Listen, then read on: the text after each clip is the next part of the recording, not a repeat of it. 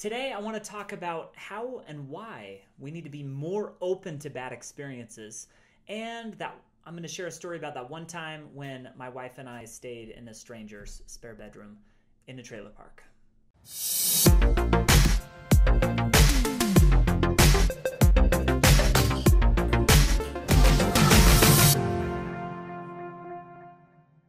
Hello, Dale Majors here, and welcome to another video. If you'd like to be better tomorrow than you are today, then you'll want to follow along and subscribe, and thank you for being here. All right, so I'd like to share a story about my very first bike tour with a child, okay? So if you know a little bit about me, my wife and I have taken our kids on some amazing bike trips. We took them recently to Coeur d'Alene for 10 days. I took my 10-year-old to Europe for 10 days a month before, and my wife and I have taken 4 of our kids on a 2-month trek through France and Germany. We rode 1,200 miles. Really great, amazing trip, so impressive. And I want to share with you one of the stories that's not impressive at all, that was really that helped us do all of these great, much greater trips. So let me kind of set the stage, right? So like I said, we've done a lot of amazing bike tours, but our first bike tour was not amazing at all.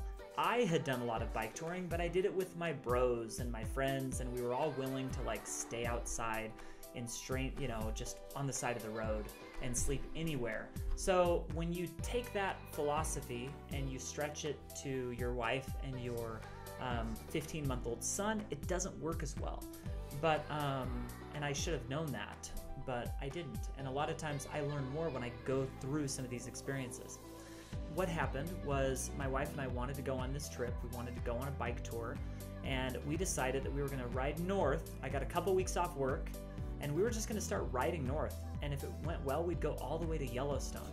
So we get a tandem bike, we have a trailer, and we put my 15-month-old in the trailer. And it started off pretty poorly because we started riding on roads. We went up against the mountain, and we were on busier roads when we could have stayed west. We didn't know that until the way home. But it didn't start off very well. So we were going up some hills, and man, going up those hills with a bike trailer is torture. And the roads were busy. It just was not very good. Okay, so the first night we end up at Willard Bay. We stay the night and sleep and swim a little bit in the lake. It was great. The next day we go all the way to Crystal Hot Springs, and it's hot and the roads aren't great. So we're learning all these things like, oh man, how would we do this differently? We really were thoughtful about it.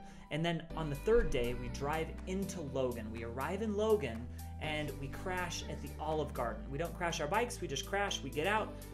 Crash meaning we hang out at the Olive Garden for like 3 hours, way too long, because it was getting late in the day. It's late in the day, that's not very good. We start riding towards the canyon because that's where we were gonna stay the night. We didn't really know exactly where we were gonna stay. It was just not very well planned, and the canyon was scary. We're thinking it's getting dark, and there's like, it's busy road. It's a busy road, and that's scary.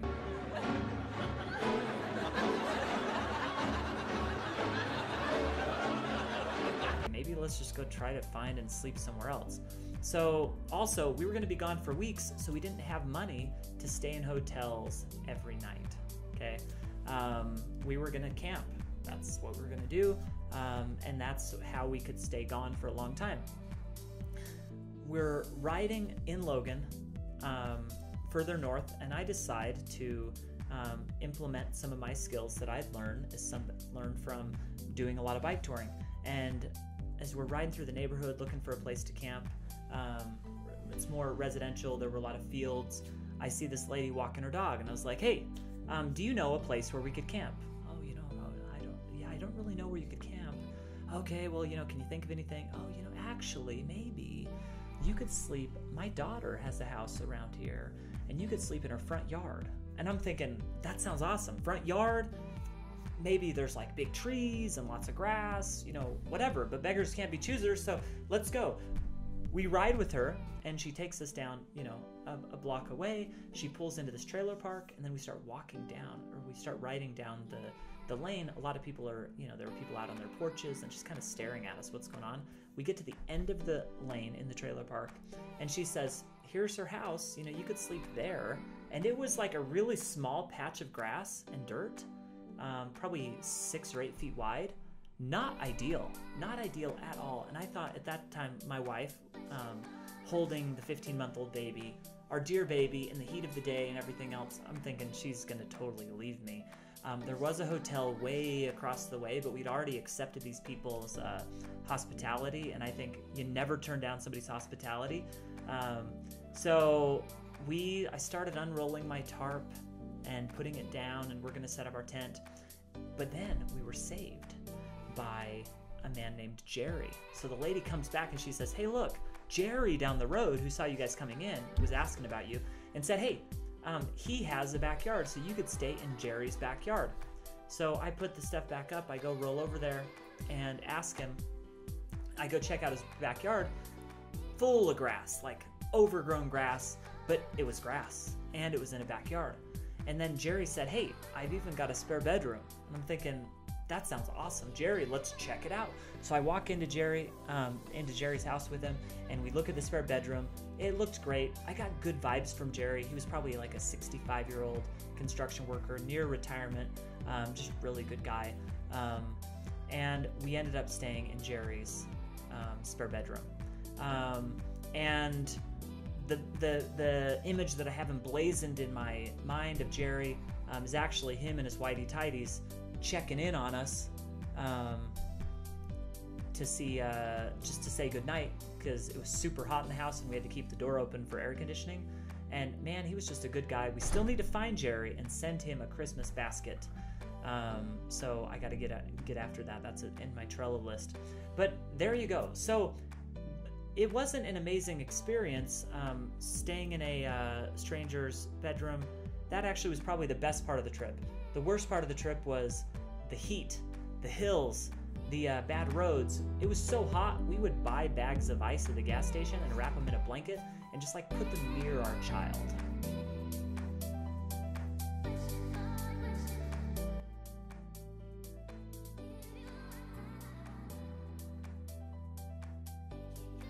Right? Because we were first-time parents and we didn't really know any better.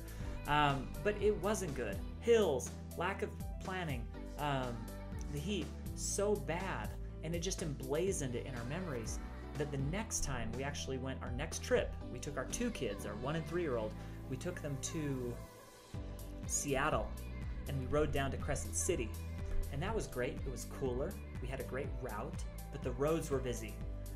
People were whizzing by us on Highway 1, and it was hilly. So we learned from that one, and 2 years later, when we had 3 kids, that's when we learned about the Eurovelo 6. It's a bike route, it's a bike path in France, Germany, all the way from the Atlantic to the Black Sea. And we learned about this path. No hills, because it goes along the river, minimal hills. It wasn't super hot, and every bike tour after that one got better and better and better. And now we're pros, right? So every experience we go through, especially the bad ones, we learn from. But you got to be willing to do that first thing in the first experience. You can't start learning and getting better if you don't get started. So my challenge to you is, if you want to do something, just get started, and know that in the future it's just going to get better and better and better and better as long as you keep trying, and that the first attempt, it's okay if it's lousy and lame, because it'll get better. So thank you for following along, and I will see you on my next video.